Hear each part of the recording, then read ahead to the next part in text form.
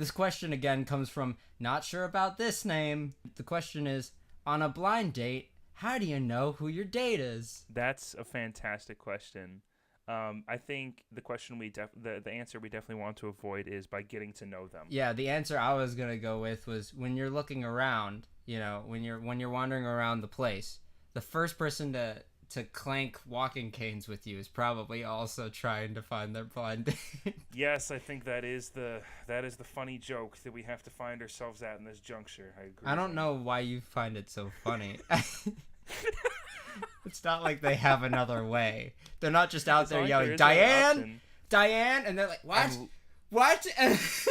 I'm literally just trying to help these people find their way. Yeah, they've got the dog clicker and they're just like, come to the sound. Come over here. Yeah. I don't want to play in this space, Zane. I don't want to play in the blind people's space. It's a blind date, Will. You don't have many other options. Oh, I don't think you can get to know the person on a blind date at all. No? That's the point of a blind date, is not to get to know the person. Otherwise, what's the point of a blind date? You tell me. Why the heck would you go? If you wanted to go on a date where you got to know somebody, you wouldn't go in before you didn't know their name, right? Like you wouldn't. If it's a blind date, you go in and they start to say hi. You say, I don't want to know your name. I'm not here for that. I'm here to talk about. What are you there for? You say, have you seen the Bears lately? Are you just trying to make commentary on the fact that blind dates would be awkward? How do you know who your blind date is? What if there are 20 people in the bar? Because you just go up and say, hey, I'm supposed to be on a blind date.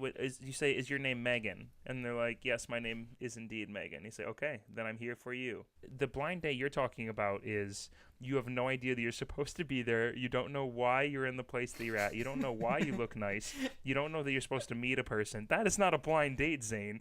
Blind dates are not just meeting people in the wild. That's what you're explaining. You're explaining going somewhere and just talking with someone. Essentially, I've been kidnapped, placed within a new realm scenario, and I have to make my way. Yeah, and you need to talk with the locals in order to find your way out. Yeah. The thing that I have to point out to anybody that wants to go on a blind date, you can find out who your blind date, you can find them however you want. You can tap them on the shoulder, you could scream their name, you can do a dance and say, blind date, join in, and then just wait for the first person to jump in to dance with you. Whatever you want. There are so many possibilities here. You could say, hi, I'm writing a feature film and all I need is my blind date. And then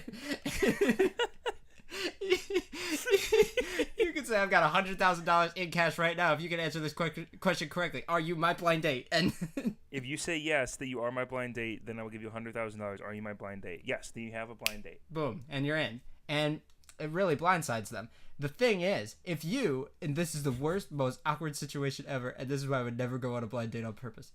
Two girls sitting next to each other, right? You walk up to one that you think is really cute. You say what you just said, the hi, whoever. I'm wondering, are you my blind date? They say no.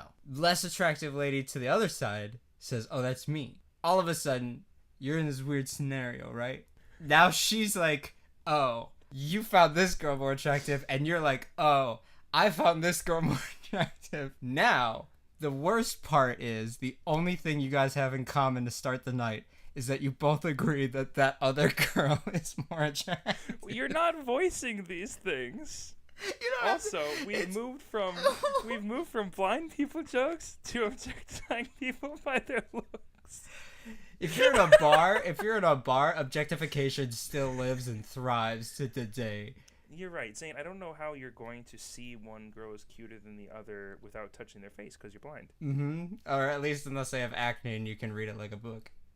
Oh. It's a suppose so. Braille joke.